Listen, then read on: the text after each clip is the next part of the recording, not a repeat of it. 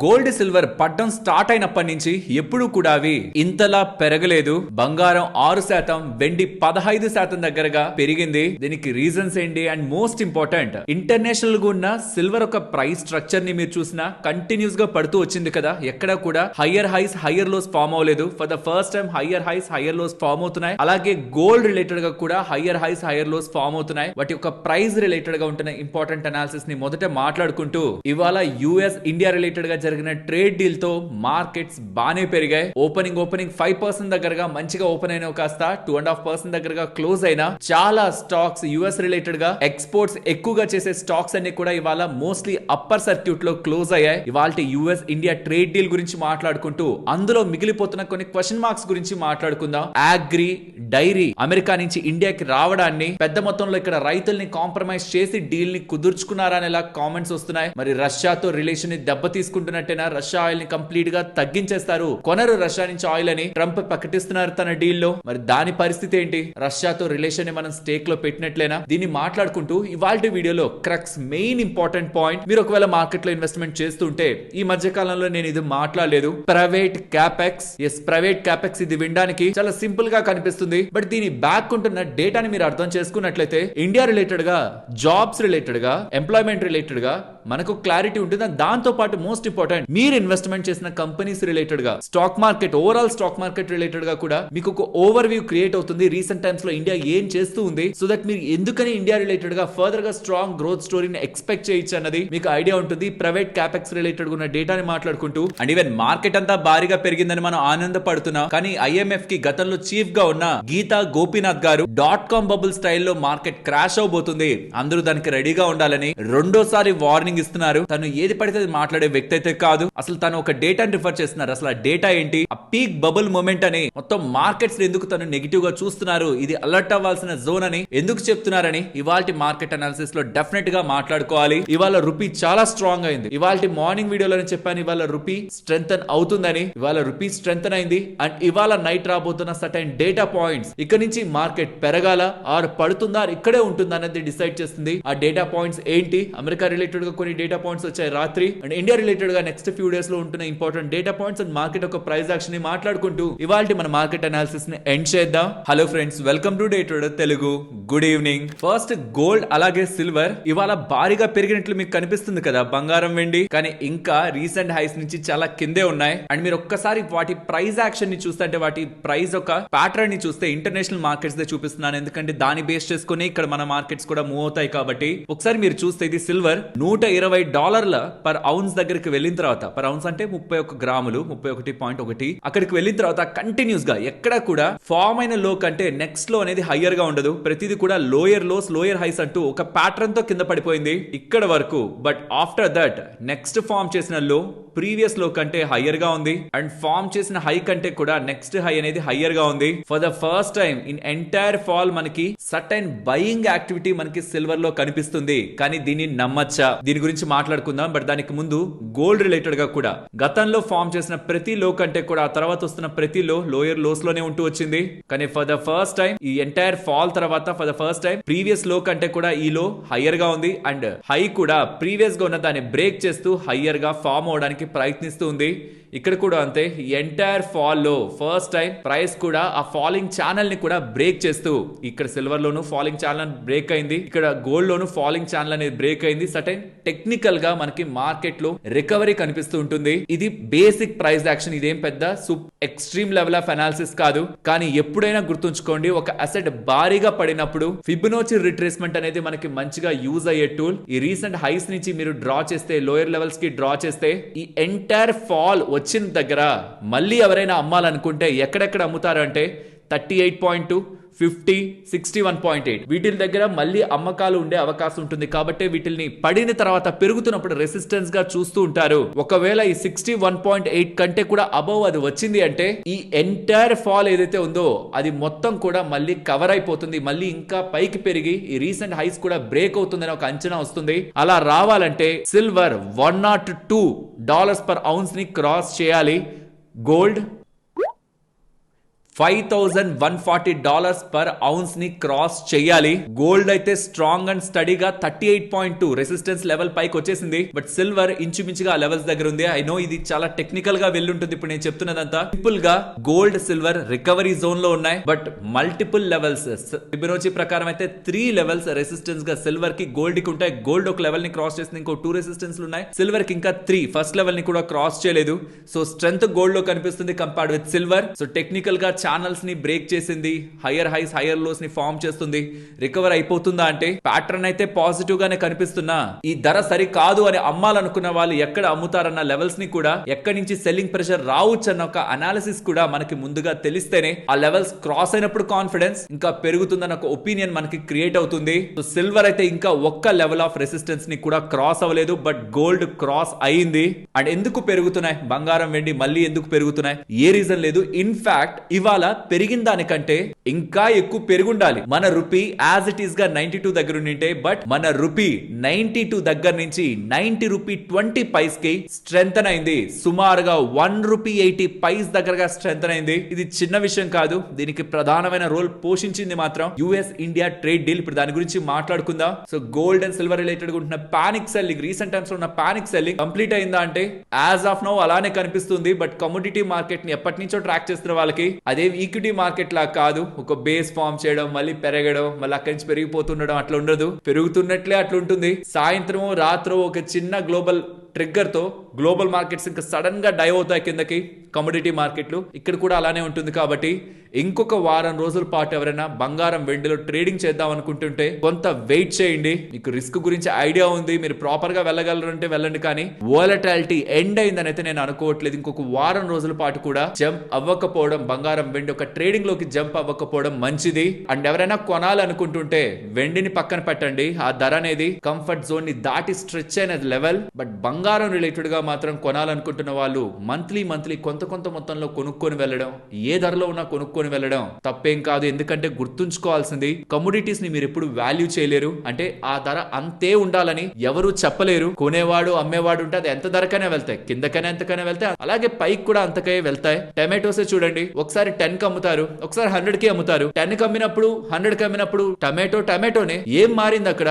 Demand and supply, emotions and intentional tactics కూడా. Gold and silver లో intentional tactics కూడా ఉంటాయి. ఇంటర్నేషనల్ గా కదా, లార్జెస్ట్ స్కేల్ లో ఇన్వెస్ట్మెంట్ బ్యాంక్స్ కూడా దీంట్లో ఇన్వాల్వ్ ఉంటాయి. సెంట్రల్ బ్యాంక్స్ ఇన్వాల్వ్ ఉంటాయి, ఈటీఎఫ్ ఇన్వెస్ట్మెంట్స్ ఇన్వాల్వ్ ఉంటాయి. అండ్ ఫిజికల్ గా యూజ్ చేసేది ఇన్వాల్వ్ అయింటుంది. గోల్డ్ అండ్ సిల్వర్ ఫిజికల్ గా మనం కొనుక్కునేది ఇన్వాల్వ్ అయి ఉంటుంది. దాంతో పాటు సిల్వర్ ఇండస్ట్రియల్ మెటల్ కాబట్టి దాని ఒక డిమాండ్ అండ్ సప్లై కూడా ఇండస్ట్రియల్ స్కేల్ లో సిల్వర్ ఒక డిమాండ్ సప్లై కూడా వాటిని మూవ్ చేస్తూ ఉంటాయి. అంతకు మించి వాటికంటూ ఒక కేజీ బంగారానికి, ఒక కేజీ వెండికంటూ ఇంట్రెన్సిక్ గా ఏ వాల్యూ ఉండదు. బికాస్ అవి ఏ రిటర్న్స్ ని క్రియేట్ చేయలేవు. ఎప్పుడైతే కొనేవాడు కొంటాను, అమ్మేవాడు అమ్ముతాను అంటుంటాడో వాటి ఒక ఫ్లో అనేది వెళ్తూ ఉంటుంది. కాబట్టి బంగారం రిలేటెడ్ గా పెట్టుబడి మన పోర్ట్ఫోలియోలో మినిమం 10% అయినా ఉండాలి. నెల కొంత మొత్తంలో కొనుక్కొని వెళ్ళడం ఇన్వెస్ట్మెంట్ ఓరియంటేషన్ లో. ద లాంగ్ పానిక్ మార్కెట్ లో కనిపించినప్పుడు బంగారం పెరిగి మన పోర్ట్ఫోలియోకి స్టెబిలిటీ ఇస్తుంది. కాబట్టి హెడ్జింగ్ టూల్ గా బంగారాన్ని చూడడంలో తప్పు లేదు.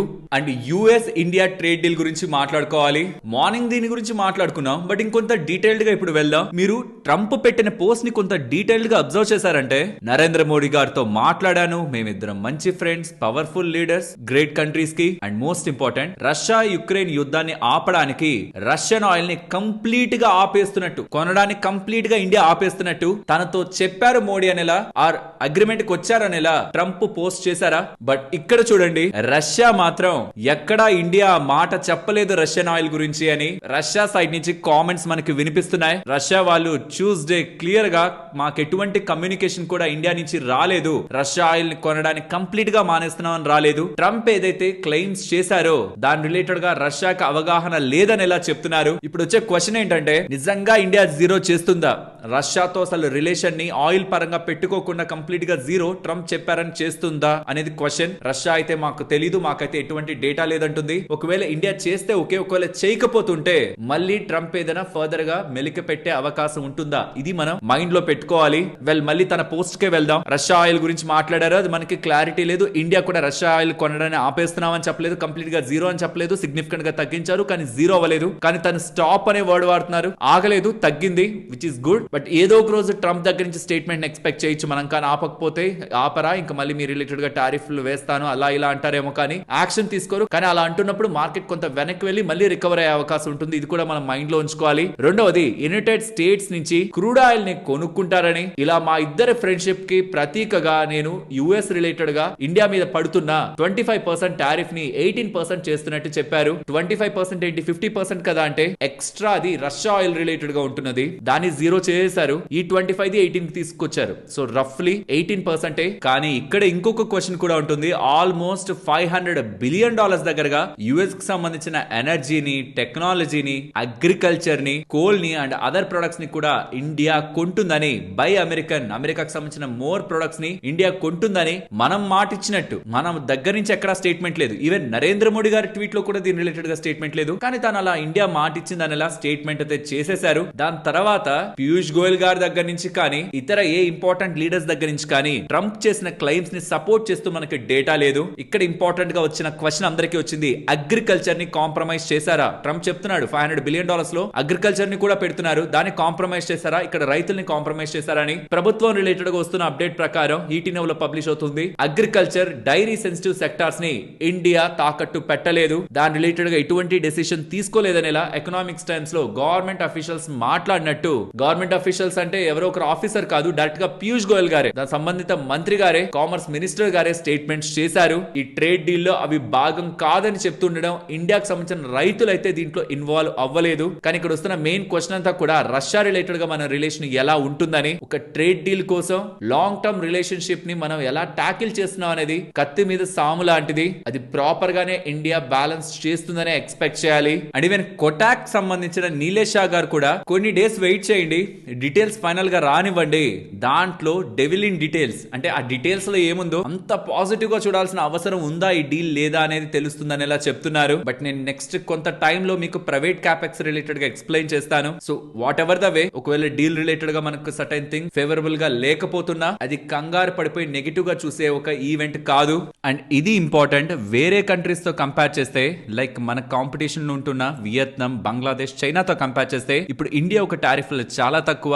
ఏషియాలో చూస్తే సౌత్ కొరియా ఒకటి 15% ఉంటుంది, దాన్ని తప్పిస్తే రెస్ట్ ఆఫ్ ద ఉంటున్న యూకే, యూరోప్, జపాన్, ఆస్ట్రేలియా ఈ కంట్రీస్ కి తక్కువ ఉంటుంది. దాని తర్వాత ఇండియానే నిలబడుతూ ఉంది, విచ్ ఈస్ గుడ్. మన వెనకుంటున్న కంట్రీస్ కంటే మనకు ఒక ట్రేడ్ అడ్వాంటేజ్ యుఎస్ఏ తో ఇప్పుడు ఎక్కువ ఉంటుంది కాబట్టి ఎక్స్పోర్టర్స్ దీని కారణంగా బెనిఫిట్ పొందుతారు. అండ్ ఈ ట్రేడ్ డీల్ కారణంగా ఏ స్టాక్స్ లాభపడతాయి, మార్నింగే చెప్పాను, టెక్స్టైల్ స్టాక్స్, అందులో గోకుల్ దాస్ ఎక్స్పోర్ట్ అండ్ ఇక్కడ టెక్స్టైల్ స్టాక్స్ లో మెన్షన్ చేసినవన్నీ కూడా మీరు చూస్తే వాళ్ళ మోస్ట్లీ 20% దగ్గరగా పెరిగాయి. దాని తర్వాత ఆటో యాక్సలరీ స్టాక్స్, సోనా, కామ్స్టర్ కానీ ఇతర స్టాక్స్ దీంట్లో మెన్షన్ చేసినవి యూఎస్ రిలేటెడ్ గా ఎక్స్పోజర్ ఎక్కువ ఉంటున్నావు కూడా పెరిగాయి. గోల్డియం ఇంటర్నేషనల్ కానీ పోకర్నా అండ్ ఇతర స్టాక్స్ ఏవైతే యూఎస్ రిలేటెడ్ గా ఎక్కువగా ఎక్స్పోజర్ ఉంటున్నాయో అవన్నీ కూడా ఇవాళ పెరిగాయి. వీటితో పాటు మీరు బ్యాంక్స్ ని కూడా ఖచ్చితంగా ఫోకస్ చేయాలి. ఎందుకు చెప్తున్నానంటే ఇప్పుడు ప్రైవేట్ క్యాపెక్స్ గురించి మాట్లాడుతాను, బట్ దానికి ముందు ప్రైవేట్ క్యాపెక్స్ లోను బ్యాంక్స్ రిలేటెడ్ అడ్వాంటేజ్ ఉంటుంది. బట్ దానికి ముందు బ్యాంక్స్ అన్ని ఇండస్ట్రీస్ బాగా పర్ఫార్మ్ చేస్తూ ఉంటే ఇండైరెక్ట్ గా లాభపడబోయే సెక్టర్. అండ్ వాల్యుయేషన్ వైజ్ మీరు చూసినా సరే చాలా స్పేసెస్ లో మీకు ఎక్స్పెన్సివ్ జోన్స్ కనిపిస్తూ ఉంటాయి. But banking and financial spaces still comfort zone లోనే ఉంది. మీరు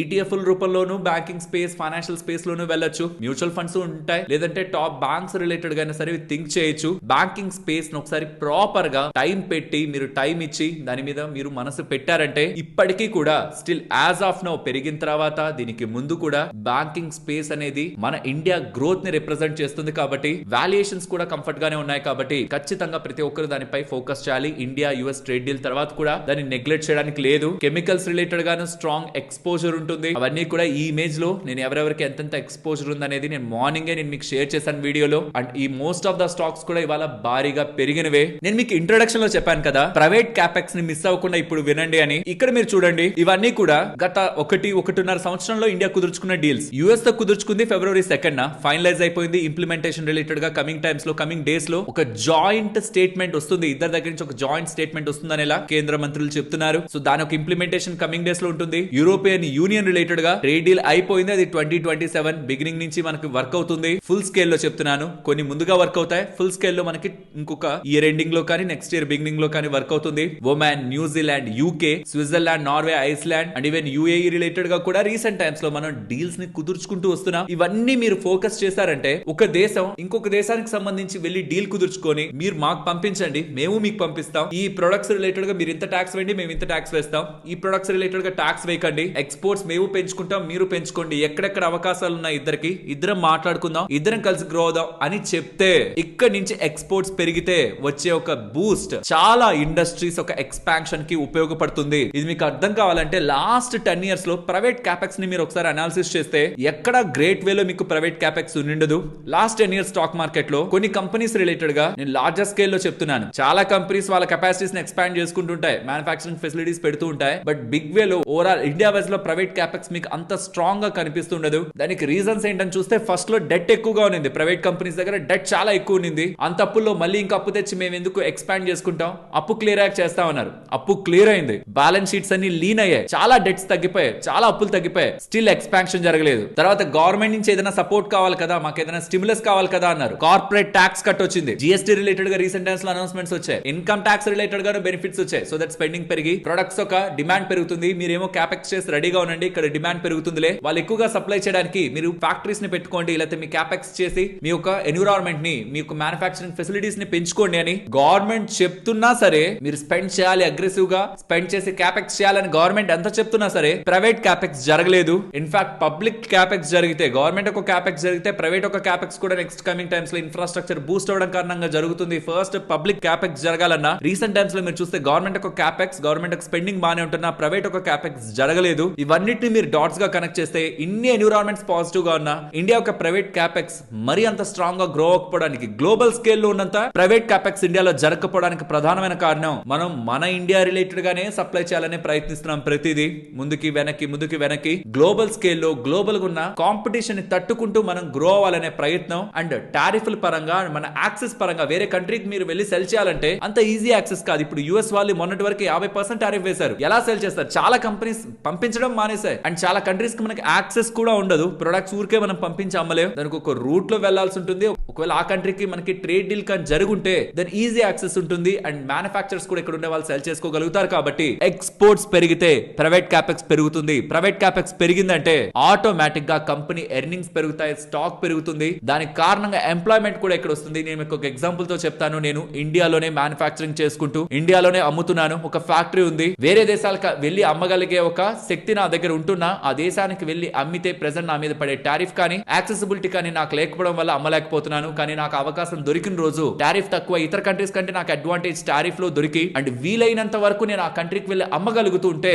అంటే యాక్సెస్ కూడా నాకుంటే నేను వెళ్ళగలుగుతూ ఉంటే, ఇక్కడ నేను ఒక 100 కోట్లకు సంబంధించి సేల్స్ చేస్తున్నా, వేరే దేశానికి సంబంధించి ఫస్ట్ 10 కోట్ల సేల్స్ చేసిన 10% దగ్గరగా నా సేల్స్ ఇప్పుడు ఇంప్రూవ్ అయినట్టే. రేపు 50 crore 100 crore అక్కడ కూడా 100 చేస్తే డొమెస్టిక్ గా బిజినెస్, ఎక్స్పోర్ట్ లో కూడా నేను బిజినెస్ చేసుకోగలిగే అవకాశం అన్ని ఇండస్ట్రీస్ కి ఉండదు. చాలా ఇండస్ట్రీస్ ఈ ఆపర్చునిటీ ఉందంటే ఎగ్జిస్టింగ్ ఉన్నవి పెంచుకుంటాయి అండ్ కొత్తవి కూడా ఇండియాలో స్టార్ట్ అవుతాయి, which is good for Indian economy. Employment పరంగా మంచిది, బ్యాంకింగ్ స్పేస్, ఫైనాన్షియల్ స్పేస్ పరంగా మంచిది. అండ్ ఆ పర్టికులర్ కంపెనీస్ ఒక ఎర్నింగ్స్ కూడా స్టెబిలిటీ ఉంటుంది. ప్రైవేట్ క్యాపెక్స్ ఇప్పటి వరకు మన ఇండియాలో స్ట్రాంగ్ గా జరగకపోవడానికి ప్రధానమైన కారణం ఎక్స్పోర్ట్స్ రిలేటెడ్ గా గ్లోబల్ కాంపిటీషన్ తట్టుకొని మనం అంత స్కేల్ ఆఫ్ ప్రొడక్షన్ అండ్ ఆ ప్రైస్ లో పంపించుకోలేకపోతుండడం. అండ్ ఒకవేళ అలా ఉంటున్నా ఈ టారిఫ్లు, యాక్సెసిబిలిటీ ఇష్యూస్ కూడా మనకు ఎదురవుతున్నాయి. ఈ మూడింటిని సాల్వ్ చేసుకుంటే ఎంప్లాయ్మెంట్ స్ట్రాంగ్, స్టాక్ మార్కెట్స్ కూడా యుఎస్, చైనా ఒక పాయింట్ లో ఎలాంటి గ్రోత్ అయితే చూసాయో ఎకానమీ పరంగా చెప్తున్నాను, ఆ రెవల్యూషన్ ఏదైతే జరిగిందో గ్లోబల్ స్కేల్ లో వాళ్ళ ప్రొడక్ట్స్ ని సేల్ చేయడం, యుఎస్ సర్వీస్ బేస్డ్ గా వెళ్ళిపోయింది, చైనా ప్రొడక్ట్స్ బేస్డ్ గానే వెళ్ళిపోయింది.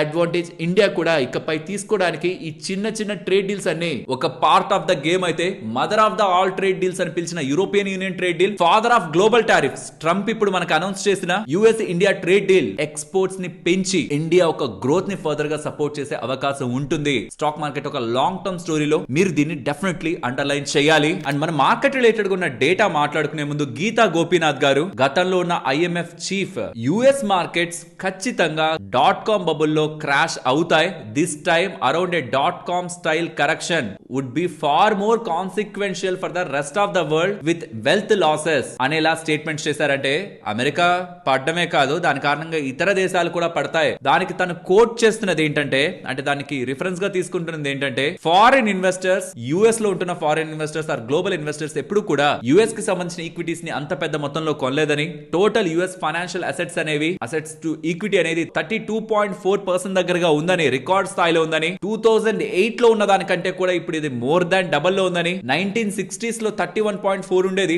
అక్కడి నుంచి భారీగా పడ్డాయి మార్కెట్స్, దానికంటే ఇప్పుడు ప్రెసెంట్ ఇంకా ఎక్కువగా ఉందని, ఒక స్ట్రాంగ్ యుఫోరియా మార్కెట్ లో ఉందని, లాంగ్ టర్మ్ యావరేజ్ ఎప్పుడు 19.3 దగ్గరే ఉండాలి. ఈవెన్ యూరోపియన్ ఇన్వెస్టర్స్ వాళ్ళు ఒక్కరే కలిపి $10.4 ట్రిలియన్ దగ్గరగా హోల్డ్ చేస్తున్నారు, అది ఒక ఆల్ టైమ్ హై అనేలా. ఫారిన్ ఇన్వెస్టర్స్ అందరూ కూడా భారీగా యుఎస్ లో బులిష్ గా ఉన్నారు అండ్ వాళ్ళ హోల్డింగ్ పర్సెంటేజ్ కూడా చాలా ఎక్కువ ఉందని ఎలా తన స్టేట్మెంట్స్ చేస్తున్నారు. అసలు ఆ పర్సెంటేజ్ ఏంటి? మీరు ఏదైనా ఒక స్టాక్ ని కొన్నారనుకోండి, కొంటున్నప్పుడు మీ దగ్గర ఎంటైర్ $100 ఉంటే ఆ స్టాక్ లో $10 పెట్టుండొచ్చు, $10 పెట్టుండొచ్చు, కానీ ఆ స్టాక్ డబుల్ ట్రిపుల్ 10 టైమ్స్ అయిపోయింది అనుకోండి, మీ ఎంటైర్ $100 కంటే ఇది దాటేస్తుంది. ఫస్ట్ మీరు ఇనిషియల్ గా ఉన్న క్యాపిటల్ కంటే ఇది దాటేస్తుంది. ఓవరాల్ పోర్ట్ఫోలియోలో ఇదే పెద్దదైపోతుంది మీ ఒక్క ఇన్వెస్ట్మెంట్. అలా యుఎస్ లో యూజువల్ గా ఉండే పర్సెంటేజ్ ఆఫ్ హోల్డింగ్ కంటే కూడా ఫారినర్స్ కానివ్వండి, ఎఫ్ఐఎస్ కానివ్వండి, ఈవెన్ యుఎస్ లో ఉంటున్న వాళ్ళు కానివ్వండి, ఆ పర్సెంటేజ్ అనేది ఇప్పుడు హైయెస్ట్ లెవెల్స్ లో ఉందని, అదే వాళ్ళనే డబ్బులు ఎక్కువ పెట్టాలి ఆర్ ఉన్న పెట్టిన డబ్బులనే భారీగా పెరుగుండాలి. బట్ ఈ ఇండివిజువల్ కేసెస్ లో మోస్ట్లీ సెకండ్ కేస్ సినారియో అనేది ఎక్కువ వర్క్ అవుతూ ఉంటుంది కాబట్టి అవి ఉండాల్సిన దానికంటే బాగా స్ట్రెచ్ అయ్యాయి. సో దట్ కరెక్షన్ అనేది నీడెడ్ అండ్ ఆ కరెక్షన్ గతంలో వచ్చిన కరెక్షన్ల కంటే ఎక్కువ ఉంటుందని అండ్ దాని ఇంపాక్ట్ కూడా రెస్ట్ ఆఫ్ ద వరల్డ్ మీద ఎక్కువ ఉంటుందని గీతా గోపీనాథ్ గారు అక్టోబర్ లో మనకు ఒక ఆర్టికల్ రాశారు. ఈవెన్ దాన్ని తను రిఫర్ కూడా చేస్తున్నారు. ఇదే ఆర్టికల్ $35 ట్రిలియన్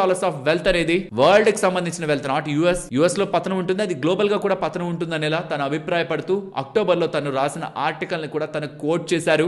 ప్రధానంగా కొన్నిటి మీదే ఏఐ రిలేటెడ్ గా థీమ్ మీద, క్రిప్టో మీద, ఈ మధ్య కాలంలో అయితే గోల్డ్ అండ్ సిల్వర్ మీద, దీని మీదే వెల్త్ అంతా ఫోకస్ అయింది. అవి పడితే గ్లోబల్ గా వెల్త్ అనేది ఎరోడ్ అవుతుంది. సో వాటిల్లో రిస్క్ ఎక్కువ ఉంది, వాటిల్లో వచ్చే కరెక్షన్ గ్లోబల్ గా కరెక్షన్ ని తీసుకొస్తుంది, వెల్త్ ని డెస్ట్రాయ్ చేస్తుంది అనేలా తను అభిప్రాయపడ్డారు. గోల్డ్ అండ్ సిల్వర్ గురించి ఆ పాయింట్ లో మాట్లాడలేదు, మరి అప్పుడు అవి అంత పెరగలేదు. క్రిప్టో రిలేటెడ్ గా in fact most important AI bubble related గా అంటే యుఎస్ లో ఉంటున్న యుఫోరిక్ ఈక్విటీ మూవ్మెంట్ రిలేటెడ్ గా తను స్టేట్మెంట్స్ గతంలో చేశారు ఆర్టికల్లో.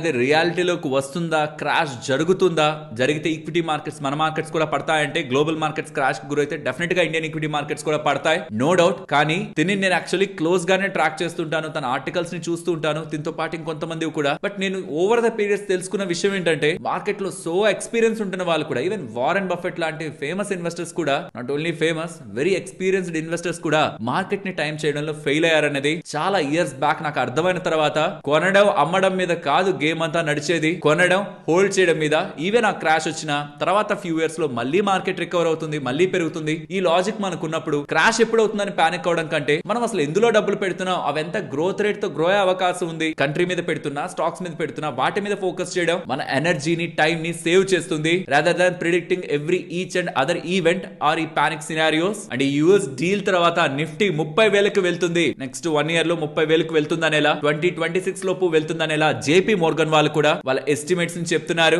అంటే సుమారుగా ఇక్కడ నుంచి ఇంకొక 4,200 పాయింట్లు నిఫ్టీ పెరగాలి. స్మాల్ క్యాప్స్ ఇంకా బాగా పెరగాలి, ఇంకా అవి మెయిన్ లార్జ్ క్యాప్స్ కంటే కూడా సో అండర్ వాల్యూ లో ఉన్నాయి. చాలా స్టాక్స్ 40-50% దగ్గర కరెక్ట్ అయ్యాయి, వాటి ఎర్నింగ్స్ బెటర్ గానే ఉంటున్నా, వాల్యుయేషన్ అడ్జస్ట్మెంట్ జరిగింది. సో ఈక్విటీ మార్కెట్స్ రిలేటెడ్ గా నెక్స్ట్ 1 year బెటర్ గా ఉంటుందని not just JP Morgan, most of the investment banks ఒక అభిప్రాయం ఇవాళ యుఎస్ ట్రేడ్ డీల్ తర్వాత వాళ్ళ ఒపీనియన్స్ ని షేర్ చేశారు. ఫైనలీ మార్కెట్ అనాలిసిస్ వీడియోని క్లోజ్ చేసే ముందు నేను ఇవాళ అబ్జర్వ్ చేయాలనుకుంటున్నది, ఎఫ్ఐఎస్ ఒక బయింగ్ మార్కెట్ లో ఎలా ఉంది, షార్ట్స్ ఎంతవరకు కవర్ అయ్యాయి, రూపీ నెక్స్ట్ కమింగ్ డేస్ లో ఎంత స్టేబుల్ గా ఉంటుంది. ఈ 3 థింగ్స్ తో మనకి ఫర్దర్ క్లారిటీ అరైజ్ అవుతుంది. And US India trade deal పరంగా ఉన్న ఫైనల్ డాక్యుమెంట్, ఇద్దరు సైడ్ నుంచి వచ్చే ఫైనల్ డాక్యుమెంట్ కూడా టర్మ్స్ అండ్ కండిషన్స్ ని మనకి చెప్తుంది కాబట్టి అది ఇంకా ఫర్దర్ మార్కెట్ లో క్లారిటీని, కాన్ఫిడెన్స్ ని పెంచుతుంది. అండ్ యుఎస్ఏ కి సంబంధించిన ఐఎస్ఎం మ్యానుఫ్యాక్చరింగ్ డేటా వచ్చింది, 48 వస్తుంది అనుకున్నారు, 50 బిలో కాంట్రాక్షన్, బట్ అది 52 దగ్గరకు వచ్చింది, which is good. Equity markets US లో పెరిగాయి. అండ్ యుఎస్ ఇరాన్ మధ్యలో ట్రేడ్ టెన్షన్స్ జరగబోతున్నాయని ఆయిల్ బాగా పెరిగిపోయిందా, కానీ February 6th యుఎస్ ఇరాన్ వాళ్ళు డిస్కషన్స్ చేసుకోబోతున్నారు, ఒక సంధికి రాబోతున్నారని ఎలా మార్కెట్ లో ఊహాగానాలు ఉంటుండడం, మళ్ళీ అలానే క్రూడ్ ఆయిల్ పడుతుంది. అది మన మార్కెట్స్ కి మంచిది, ఎందుకంటే మనం క్రూడ్ ని ఎక్కువ ఇంపోర్ట్ చేసుకుంటాం కాబట్టి. అండ్ ఇప్పుడే ఎఫ్ఐఎస్ సంబంధించిన డేటా రిలీజ్ అయింది. ఎన్ఎస్సి కి సంబంధించిన క్యాపిటల్ మార్కెట్ సెగ్మెంట్ లో ఎఫ్ఐఎస్ 5,426 కోట్లకు సంబంధించిన బయింగ్ ఇవాళ చేశారు. 5,000 crore బయింగ్ ఈ రీసెంట్ టైమ్స్ లో హెవీ నెంబర్. డిఐఎస్ దగ్గర నుంచి నుంచి కూడా బయింగ్ ఉంది, బట్ హెవీ ఏం కాదు. But FIS good buying data అని చూపిస్తున్నారు. షార్ట్ కవరింగ్ మనకి ఇంకొంత టైంలో అప్డేట్ అవుతుంది. షార్ట్స్ ఎక్కువగా కవర్ అయినా రేపు రూపీ ఇంకా స్టెబిలైజ్ అవుతున్నా ఈక్విటీ మార్కెట్స్ పరంగా ఉన్న FIS ఒక ఒపీనియన్ మారుతూ ఉందని ఎలా మనం ఒపీనియన్ కి రావచ్చు. నెక్స్ట్ ఒక వారం రోజుల పాటు ఉంటున్న ఈ డేటాని కాన్స్టెంట్ గా ట్రాక్ చేస్తే ఏదో వన్ డే ఇలా వచ్చి వెళ్ళిపోవడం కాకుండా నెక్స్ట్ ఫ్యూ డేస్ పాటు ఇది కంటిన్యూ అయితే ఈక్విటీ మార్కెట్స్ రిలేటెడ్ గా FIS ఇన్ని రోజులు చేసిన సెల్లింగ్ ప్రెషర్ ఆగుతుందన్న ఒక కాన్ఫిడెన్స్ మనకి ఇన్వెస్టర్ గా కాన్ఫిడెన్స్ ని బిల్డ్ చేస్తూ మార్కెట్స్ ని ఫర్దర్ గా తీసుకువెళ్ళడానికి అప్సెట్ తీసుకువెళ్ళడానికి హెల్ప్ అవుతుంది. ఫ్రెండ్స్, ఇలా మార్కెట్ లో ఉంటున్న ఎంటైర్ డేటాను అనాలిసిస్ చేస్తూ వీడియో మీ ముందుకు తీసుకురావడానికి మేము ఎఫర్ట్స్ పెట్టామనే మీరు అనుకుంటే మన వీడియోని ఒక లైక్ చేస్తూ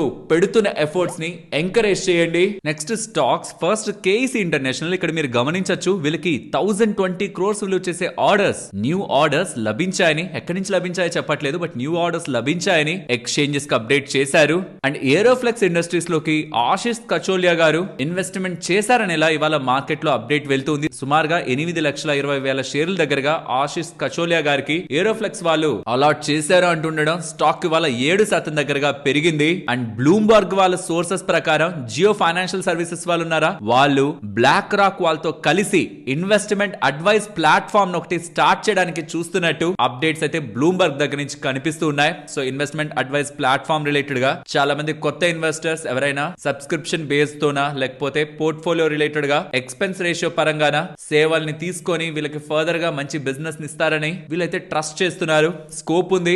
జియో ఫైనాన్షియల్ సర్వీసెస్ ఎక్కడెక్కడ పాసిబిలిటీ ఉందో అక్కడంతా కూడా అడుగులు వేస్తూ అయితే వెళ్తూ ఉంది. అండ్ ఆటో స్టాక్స్ ని కొంత కీన్ గా గమనించండి. ఈ మధ్య మనం యూరోపియన్ యూనియన్ తో ట్రేడ్ డీల్ కుదుర్చుకున్నాం. అక్కడ రిలేటెడ్ గా కార్లు ఇక్కడికి వస్తూ ఉంటే భారీగా ఉన్న టారిఫ్లు కాస్త ఫస్ట్ 40 తర్వాత 10 కూడా కమింగ్ ఇయర్స్ లో తగ్గిపోతాయని ఎలా మనకు అప్డేట్స్ ఉన్నాయి. ఇప్పుడు యుఎస్ వాళ్ళు కూడా ట్రేడ్ డీల్ కుదుర్చుకుంటున్నా, సో మీరు మా కార్ల మీద వేస్తున్న భారీ టారిఫ్లను కూడా తగ్గించండి అని ఇండియన్ గవర్నమెంట్ అడుగుతున్నట్టు రెడ్ బాక్స్ లో ఇవాళ డేటా కనిపిస్తుంది. ఒకవేళ దీనికి ఇండియన్ గవర్నమెంట్ అగ్రీ చేసిందా, ఇంకా మనకి ట్రేడ్ డీటెయిల్స్ రాలేదు కాబట్టి అగ్రీ చేసిందా, అగ్రీ చేస్తే ఏమైనా టారిఫ్లను తగ్గించబోతుందా, ఒకవేళ తగ్గిస్తుంటే మాత్రం ఆటో కంపెనీస్ కి గ్లోబల్ కార్లు ఇక్కడికి తక్కువ రేటుకే వచ్చేస్తాయి కాబట్టి టారిఫ్ తగ్గిపోయిందంటే చాలా వాటి మీద 100% అంతకు మించి టారిఫ్లు కూడా వేసుంటారు. అవి హాఫ్ ధరకు వస్తున్నప్పుడు ఇండియన్ కార్లతో అవి కాంపీట్ అవుతాయి. ప్రజలకి మంచిది అవ్వచ్చు, బట్ కంపెనీస్ వైజ్ గా అది మంచిది కాదు. సో దీని పరంగా మనం క్లారిటీ కోసం చూడాలి. ఇండియన్ ఆటో మేకర్స్ రిలేటెడ్ గా రీసెంట్ యూరోపియన్ డీల్ కొంత డెంట్ వేస్తూ ఉంటే యుఎస్ వాళ్ళతో కూడా మనం సిమిలర్ టర్మ్స్ తో ఏమైనా వెళ్ళామా ఆటో స్పేస్ అనేది చూడాలి. ఫ్రెండ్స్, ఇప్పుడు షేర్ చేసిన డేటా మీకు వాల్యుబుల్ గానే అనిపించిందా? అనిపిస్తే మన వీడియోని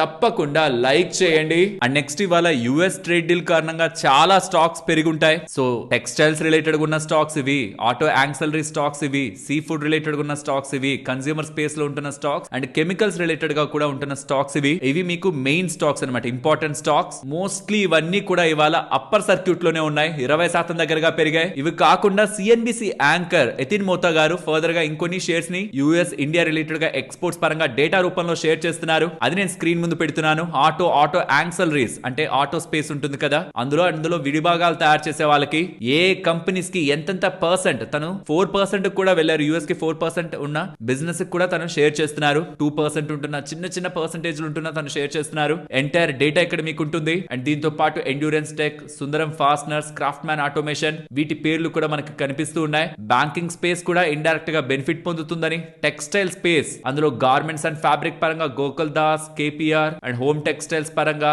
యాన్ అండ్ ఇంటిగ్రేటెడ్ పరంగా ఎంటైర్ టెక్స్టైల్ స్పేస్ పరంగా ఏ కంపెనీస్ అనేది కూడా ఇక్కడ మీరు స్క్రీన్ మీద గమనించవచ్చు. కెమికల్ స్పేస్ లో ఇంకా మోర్ నేమ్స్ తను షేర్ చేస్తున్నారు. అండ్ ఉంటున్న remaining companies diamond and jewellery పరంగా Goldiam international, premier energies, Waaree energies, MTAR technologies, capital good related ఉన్న కంపెనీస్ కూడా. And most important shrimp exporters Avanti, apex frozen వీటి రిలేటెడ్ గా కూడా మాట్లాడుతున్నారు. అండ్ ఇక్కడ ఆదాని పేరు వినిపిస్తూ ఉంటుంది మీకు. ఆదానికి యుఎస్ ట్రేడ్ డీల్ కి సంబంధం ఏంటి? ఇన్ఫాక్ట్ జెఫ్రీస్ వాళ్ళైతే యుఎస్ తో ఇండియా చేసుకున్న ట్రేడ్ డీల్ కి one of the key beneficiary Adani group అని అంటున్నారు. ఎందుకంటే వాళ్ళకి సిగ్నిఫికెంట్ గా యుఎస్ ఎక్స్పోజర్ ఉందని అండ్ యుఎస్ రిలేటెడ్ గా కూడా వీళ్ళు సర్టైన్ ఇష్యూస్ ని ఎదుర్కొంటున్నారు. వాటి రిలేటెడ్ గా కూడా ఆదాని రిలేటెడ్ గా బెనిఫిట్ ఉండొచ్చని మార్కెట్ ఎక్స్పెక్ట్ చేస్తే ఇవాళ 10% దగ్గరగా పెరిగింది. And government of India new baggage rules అయితే అలౌ చేసింది. సో మీరు ఇతర దేశాల నుంచి ఏదైనా మొబైల్స్ కానీ ల్యాప్టాప్స్ కానీ ఇన్ఫాక్ట్ గోల్డ్ ని కానీ తెచ్చుకుంటున్నా ఇండియన్ కస్టమ్ డ్యూటీ రూల్స్ ని మీరు ఫాలో అవ్వాలి. డ్యూటీ ఫీ లిమిట్స్ ఉంటాయి. ఆ duty fee limits Indian residents కి అయితే 75,000 వరకు పెట్టారు. అండ్ ఇతర టూరిస్టులకు కూడా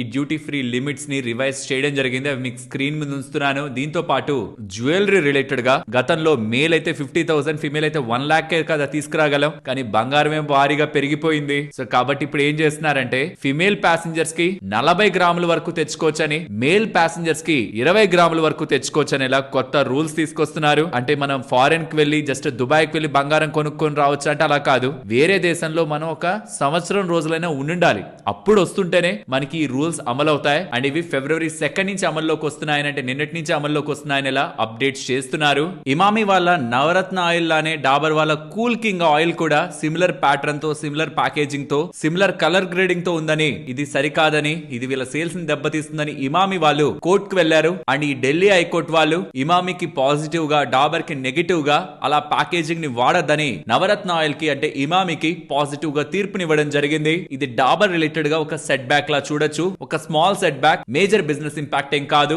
మన సుప్రీం కోర్ట్ ఆఫ్ ఇండియా వాళ్ళు ఉన్నారా, వాళ్ళని మెటా ఈ వాట్సాప్ ఒక పేరెంట్ కంపెనీతో చూడండి, మీరు ఇండియా రూల్స్ ని ఫాలో అవ్వలేకపోతే జస్ట్ వెళ్ళిపోండి. మా ప్రైవసీ పాలసీస్ ని మీరు ఫాలో అవ్వలేకుండా ఉంటే, millions of poor and uneducated people యొక్క ప్రైవసీని మీరు కాపాడలేకపోతే, మీ ఇష్టానుసారం డేటాని వాడుకుందాం అనుకుంటే ఇక్కడి నుంచి వెళ్ళిపోవచ్చు. You can't play with our privacy అనేలా chief justice Surya garu US company అయిన మెటాకి స్టేట్మెంట్ చేశారు. We will not allow you to share a single digit of our data. ఒక్క డేటా పాయింట్ కూడా మా దగ్గర నుంచి, మా ప్రజలకు సంబంధించి మీరు వెళ్ళకూడదని. ఇన్ఫాక్ట్ అలా షేర్ చేసినందుకు కాంపిటీషన్ కమిషన్ ఆఫ్ ఇండియా వాళ్ళు 213 crore దగ్గరగా వీళ్ళ మీద పెనాల్టీ వేశారు. దాన్ని సవాల్ చేస్తూ వీళ్ళు సుప్రీం కోర్టుకు వస్తే, సుప్రీం కోర్టు కూడా వీళ్ళకి అగేనెస్ట్ గానే, మెటా వాళ్ళకి అగేనెస్ట్ గానే తీర్పునిచ్చింది. ఖచ్చితంగా వాట్సాప్ వాళ్ళు ఇండియా నుంచి ఎగ్జిట్ అవ్వరు.